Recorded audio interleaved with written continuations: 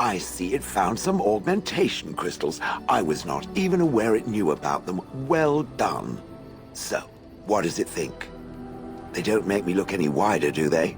I find I'm already too wide as it is. They are, aren't they? I so adore them. I think it should find some more as soon as possible. I want to glitter from ear to ear, so to speak.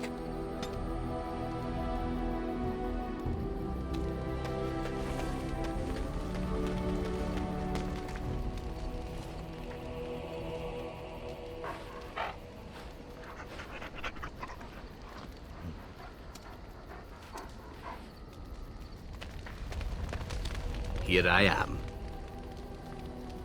Oh, I certainly could, but I won't. I swore to the crows that the things they taught me were to remain a secret. And while, yes, they are already angry at me, I'd rather not push things, you see.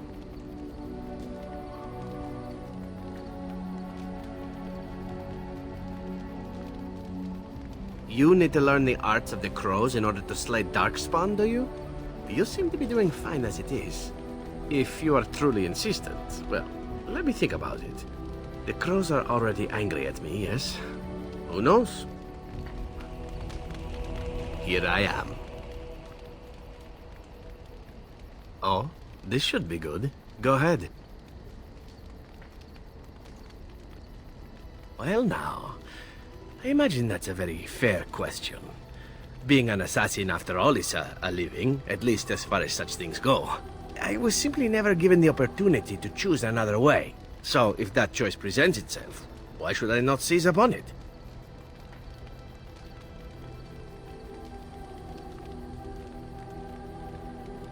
Now that you mention it, I am not entirely certain. I was but a boy of 7 when I was purchased. For 3 sovereigns, I'm told. Which is a good price, considering I was all ribs and bone and didn't know the pommel of a dagger from the pointy end. The crows buy all their assassins that way. Buy them young, raise them to know nothing else but murder. And if you do poorly in your training, you die.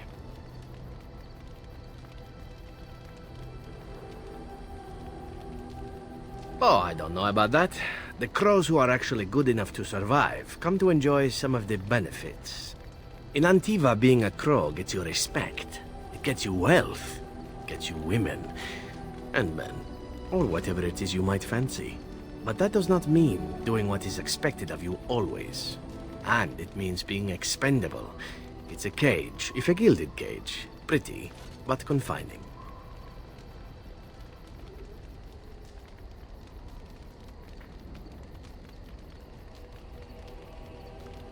I fancy many things. I fancy things that are beautiful, and things that are strong.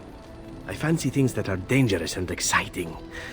Would you be offended if I said I fancied you?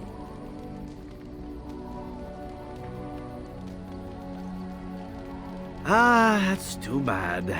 I do so enjoy it when I get to be flirty. As for what I'll do in the future, presuming that there is one, I truly can't imagine. It might be interesting to go into business for myself, for a change. Far away from Antiva, of course. For now, naturally, I go where you go.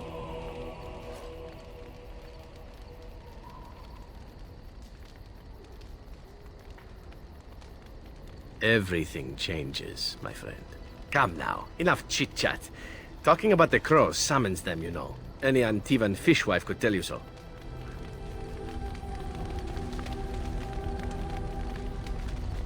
Something I can help with? Yes? What's on your mind? Of course I do. I love stories far too much to keep them to myself. Everyone should be able to benefit from them, I think. Chantry law says it is man's pride that created the Darkspawn. In ages past, the mages of the Tevinder Imperium ruled much of the world we know. In their pride, they thought their magics invincible and imagined that they were greater than the Maker himself. So thinking, they invaded his golden city, planning to take it for themselves and depose their own creator. But they were impure and full of sin. and it is with the sin that they tainted the Golden City, corrupting it forever. The Maker cursed them and cast them from his sight. Wherever they went, they spread the taint of their sin. Any land that was touched by the taint became blighted and would suffer no life. Instead, the Darkspawn arose to torment us and remind us of our hubris.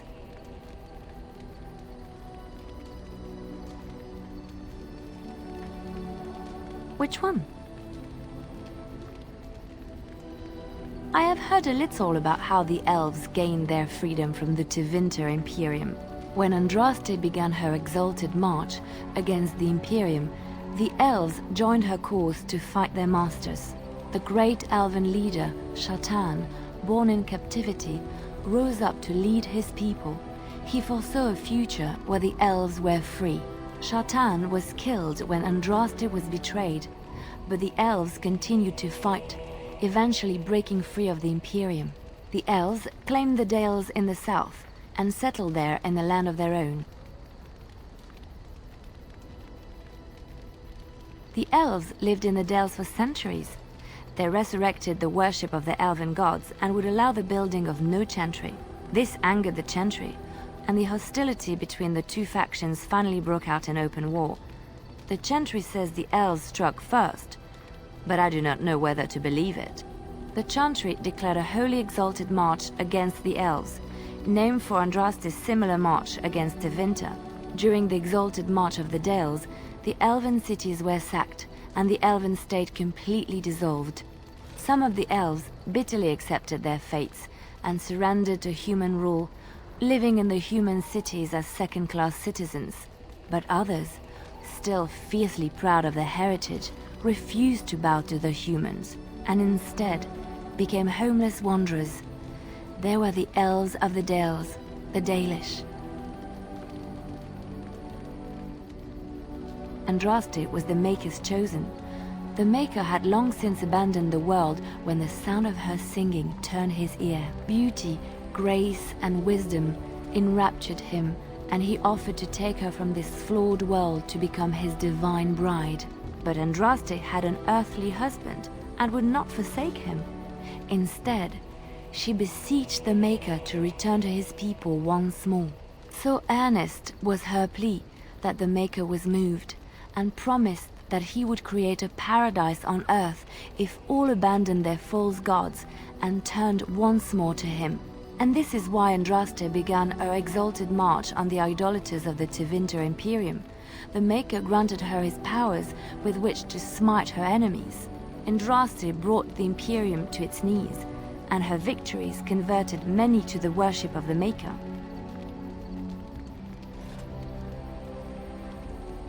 Alas, it was the frailties of men that betrayed and killed Andraste. Her earthly husband, Maferath, a chieftain of the Alamari tribes himself, grew jealous as his wife's popularity and influence overshadowed his own. She was also revered as the Maker's betrothed, and Maferath began to see their own bond waning in significance as Andraste became ever more devoted to the Maker. Out of envy and spite, Maferath made a pact with the Archon Hysarian of Tevinter, allowing his beloved Andraste to be ambushed and captured. Andraste was burnt at the stake in Minrathous, the capital of Tevinter.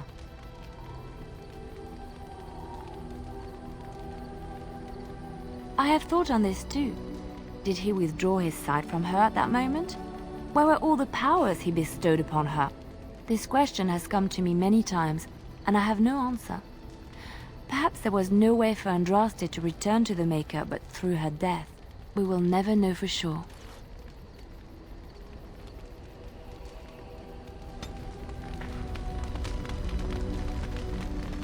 I must ask, what does being a Grey Warden mean to you?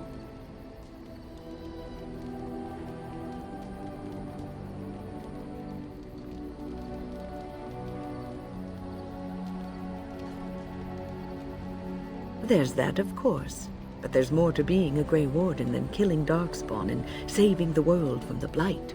Ultimately, being a Grey Warden is about serving others. About serving all people, whether elves or dwarves or men.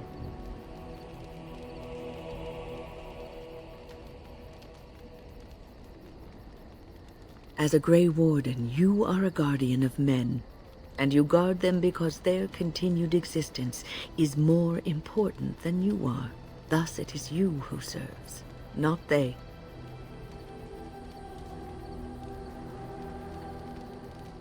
A good king, a true king who cares for his land, uses his power to rule firmly but fairly.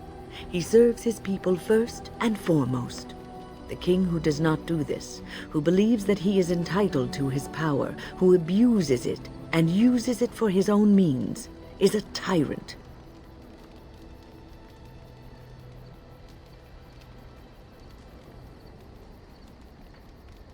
If you live apart from others, and your actions affect only you, then you may do as you wish. But if you have power, influence, and strength, your every action will be as a drop of water in a clear, still pond. The drop causes ripples, and ripples spread.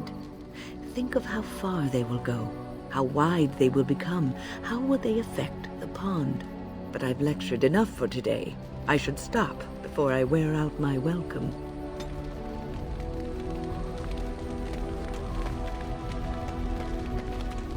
You called.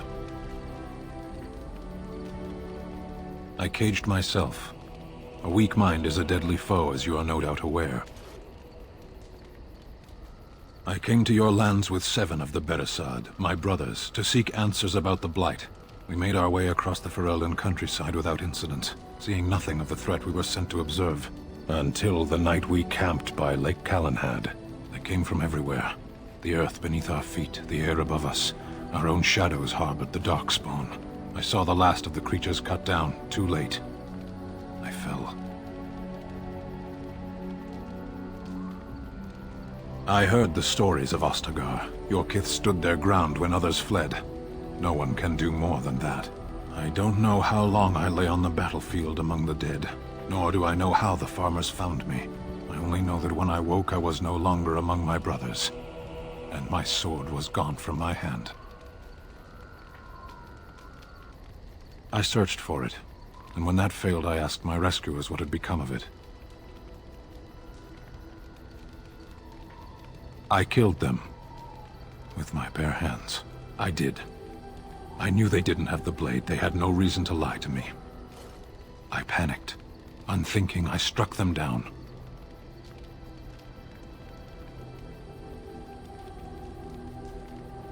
That sword was made for my hand alone. I have carried it from the day I was set into the Beresad. I was to die wielding it for my people. Even if I could cross Ferelden and Tevinter unarmed and alone to bring my report to the Arishok, I would be slain on sight by the Antam. They would know me as soulless, a deserter. No soldier would cast aside his blade while he drew breath.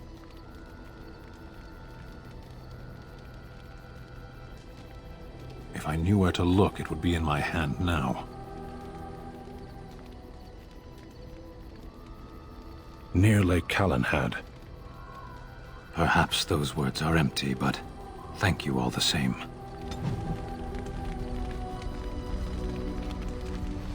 Your desire is my command. Of course.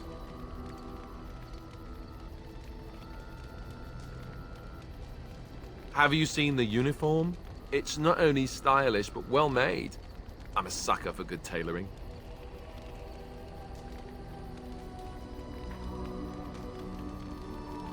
That's just in public. In private, we have these yellow and purple tunics, right? Much more comfortable, and you don't break the beds when you jump on them during a pillow fight. On confession day, we could go all night. Being a Templar isn't all about chasing men in skirts and hiding behind priests, you know. You don't really want to know about my being a Templar, do you? It's really quite boring.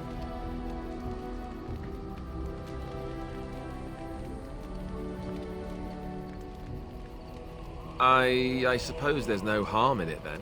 Sorry if I was being perverse. I'm just not used to anyone asking me these things. The truth of the matter is that I did hate going to the monastery. The initiates from poor families thought I put on airs, while the noble ones called me a bastard and ignored me. I felt like Al Eamon had cast me off, unwanted, and I was determined to be bitter. But I took some solace in the training itself, I guess. I was actually quite good at it. The education, mostly, but also the discipline. You need to have a disciplined mind in order to use the abilities we have. It was difficult, but rewarding. I never really felt at home anywhere, though, until I joined the Grey Wardens. And Duncan felt my Templar abilities might be useful for when we encountered Darkspawn magic, so I kept it up. What about you? Do you have anywhere you consider home? Really? I guess I like the sound of that. We won't always be traveling like this, you know. Once the war is over, once the Blight is... well, a time will come when we'll have to think about having a real home again. Although that seems like a far ways off. And I suppose the Grey Wardens are gone for good, either way.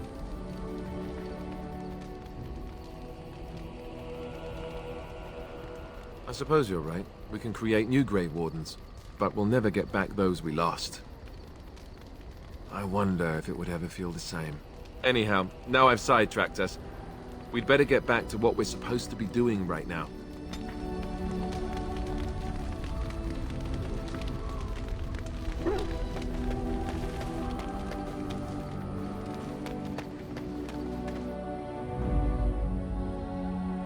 Yes. Indeed. Yes.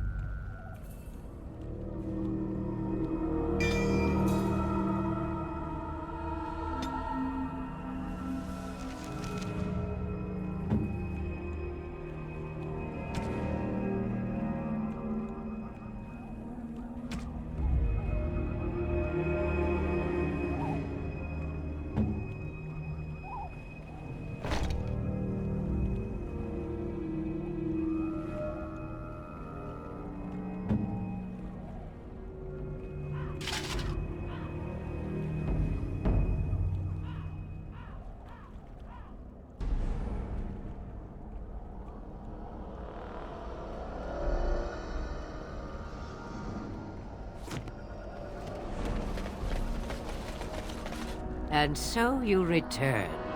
Lovely Morrigan has at last found someone willing to dance to her tune. Such enchanting music she plays, wouldn't you say?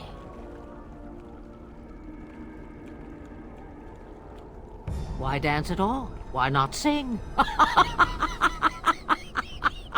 What has Morrigan told you? What little plan has she hatched this time?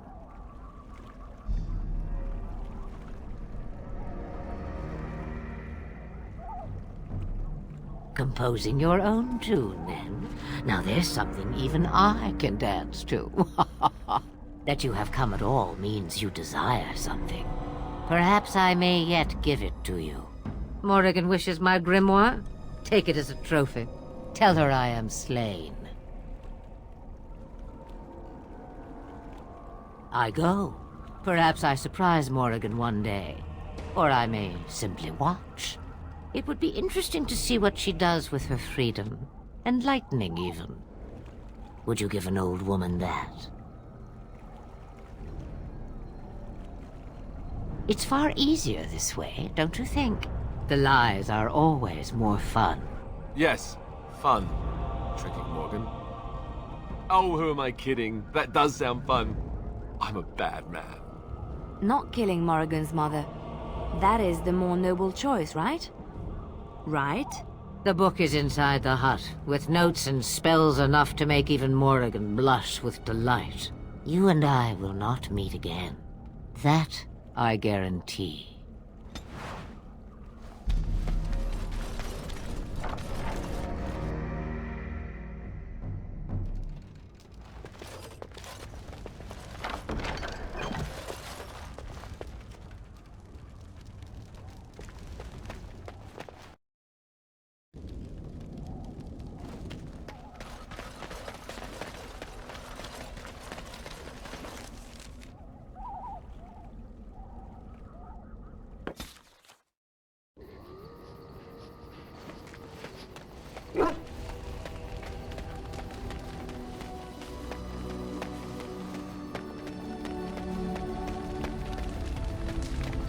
I await your command.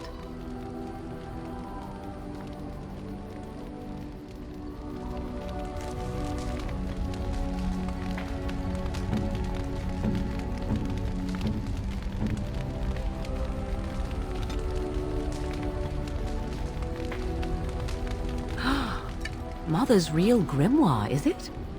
I am glad you were able to find it after all. My thanks for retrieving it. I shall begin studying it immediately and unlock the power that it holds.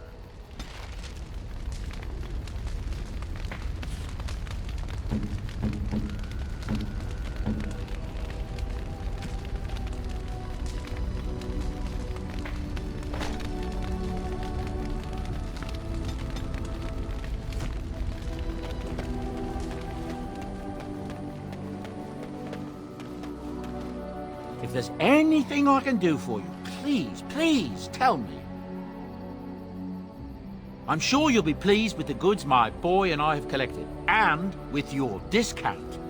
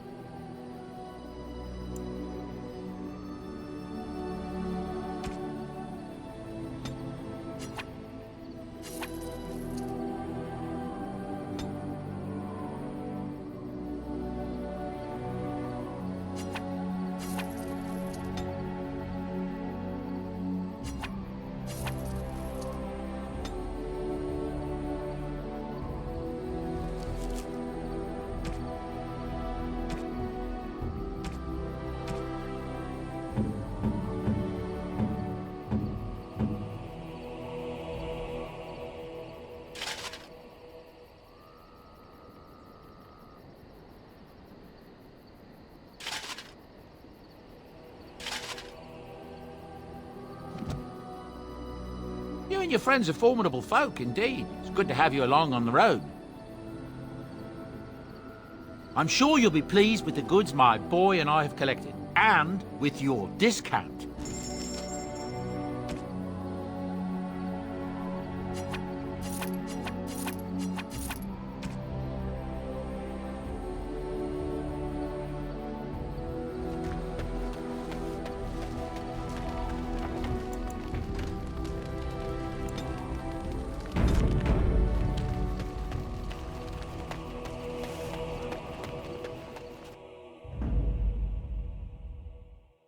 Yes. Yes. Indeed.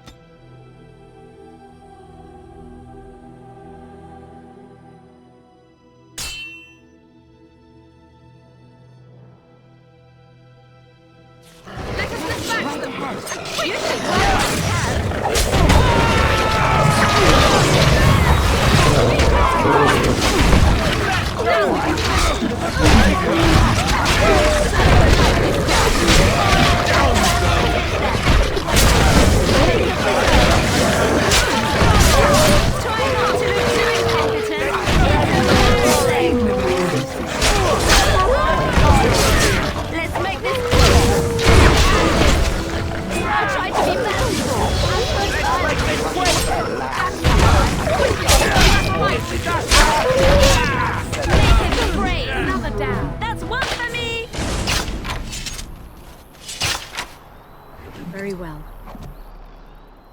It shall be done.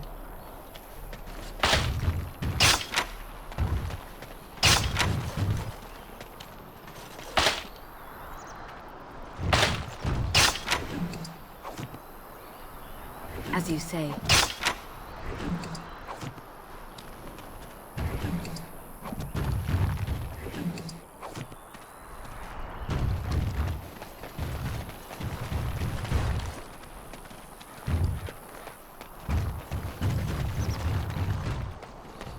It's a trap.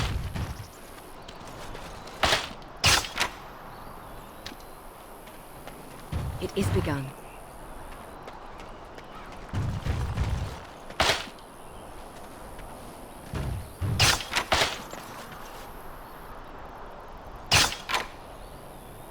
Very well.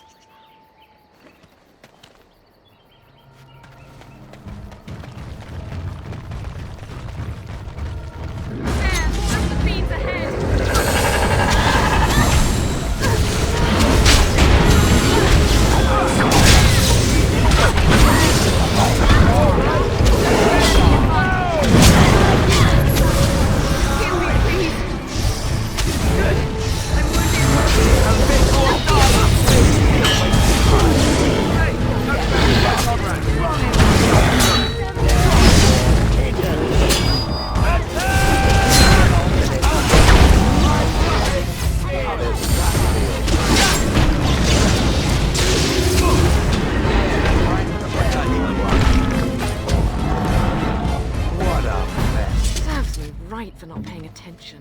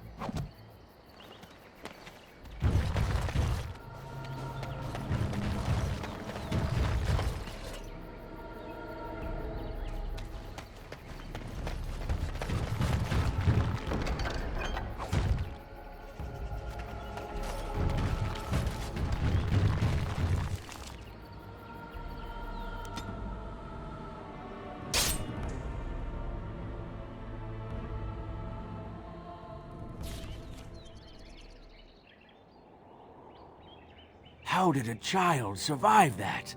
The crater is still smoking. It's a boy. 5 fingers, 5 toes. That's all that matters to me. The Maker has answered our prayers. Let's go home, Marta, and raise the Tyke as our own.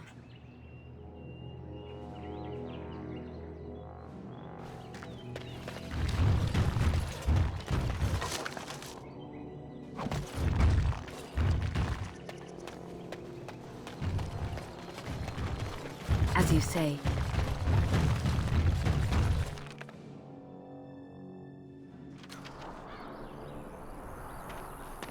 The Darkspawn have sensed us. You should run while you can. I will let the help give it.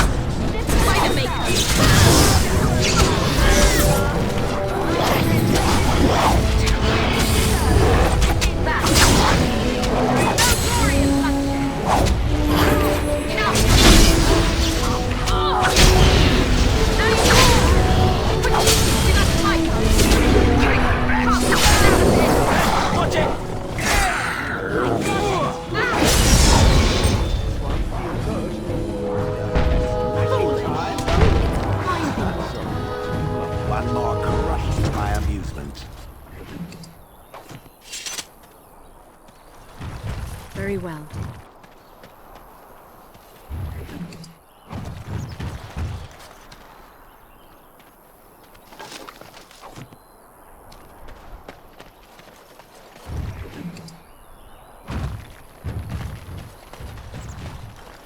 I shall do it.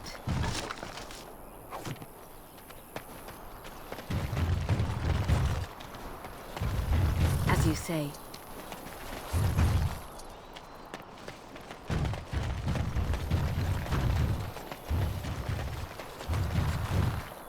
Oh, thank you, Maker.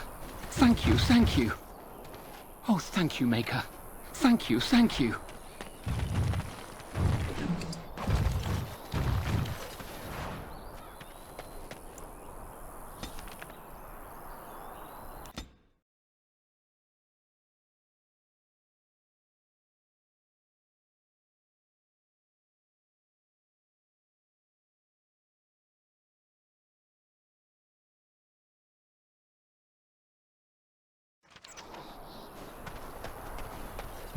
I shall do it.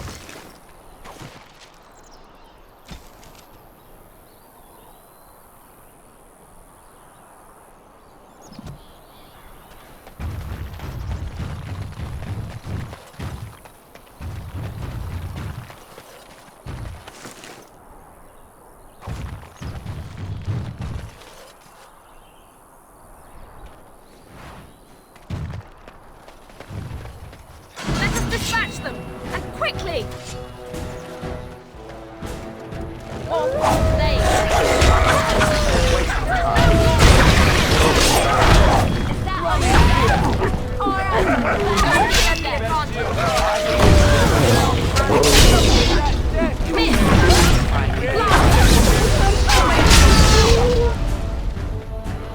Good, another down. I shall do it.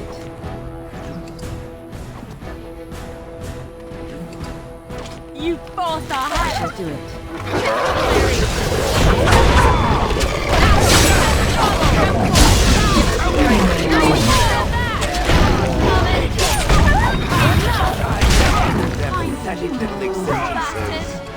And stay down.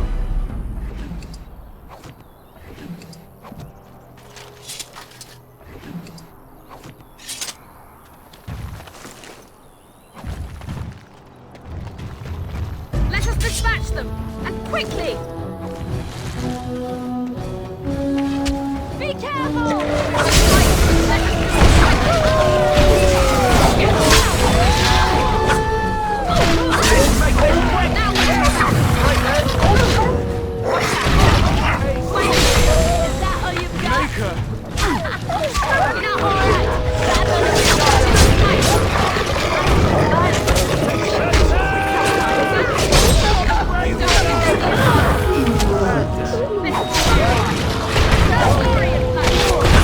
Let's make this quick!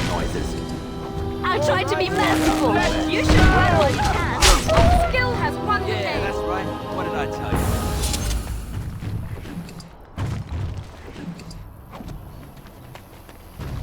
Very well.